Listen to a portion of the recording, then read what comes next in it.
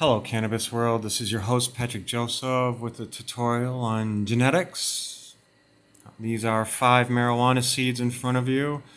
They are Tangerine Dream, or they came from a Tangerine Dream plant. Okay. A may have 25% THC. B may have 22. C may have 15. D may have 32%. E may have 10%. When I look up Tangerine Dream online, if it says like 22% THC, you cannot believe that at all.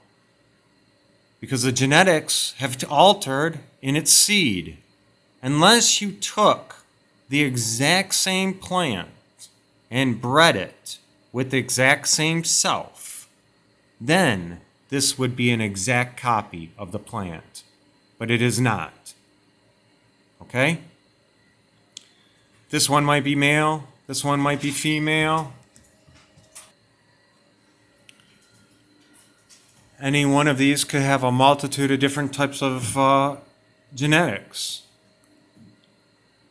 Just because they're all Tangerine Dream seeds does not mean that they're all going to be the same, like your brothers and sisters. Could you imagine your mom and your dad calling all the sons the same name, and your mom calling all the girls in the home all the same name, and then that's generation after generation after generation after generation? You see how stupid that is?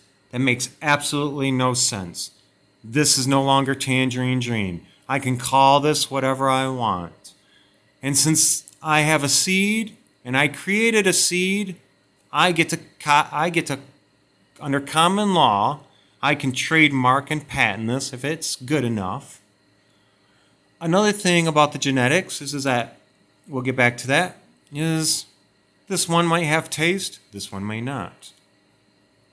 This one might smell good, this one might not. This one may taste good and smell good. See, you won't know until you've grown the plant, smoked it, to understand what it is. And see, this is where the problem lies in growing cannabis. We can't figure anything out until we actually harvest it. We can't determine anything in the veg cycle. We can't even determine anything in the flowering cycle until it is completely done. In the cannabis world, we have a lot of work to do. Lots and lots and lots of work. When people tried to find the best tulips, it took them 200 years or more to perfecting and finding the best tulip genetics. I don't want to spend 500 years looking for all the cannabis genetics. So if we all work together, we eliminate all the popcorn buds. We eliminate all the bad tasting marijuana. We get rid of all the stuff that doesn't have taste. We only breed stuff with flavor, stuff with good genetics.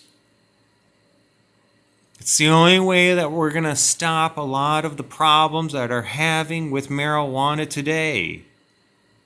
People are not getting the amount that they are getting out of a plant. They're not getting the concentrations out of it that they're supposed to because of the THC differences.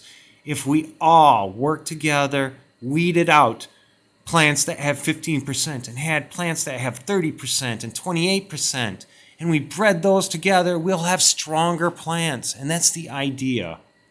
Because when it comes down to medical, using this for medical, it is very important to make sure that we have the strongest medication for ourselves organically.